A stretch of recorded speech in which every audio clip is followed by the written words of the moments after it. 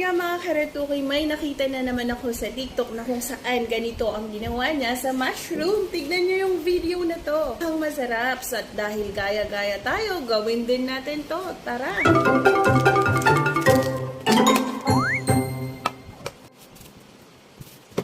Ito na yung ating mga main ingredients. So, meron tayong nabili na, bago pa to masira, ayan, meron tayong nabili na mushroom yan. Tapos, andito nga rin pala yung ating egg, flour, and then yung ating asin. So, first step, of course, ang gagawin natin is, crack muna natin yung egg.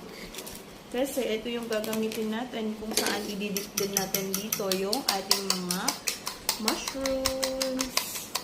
Ayan. Next naman is, magbudbud tayo dito ng ating flour. After nun, guys, of course, wag natin kalimutan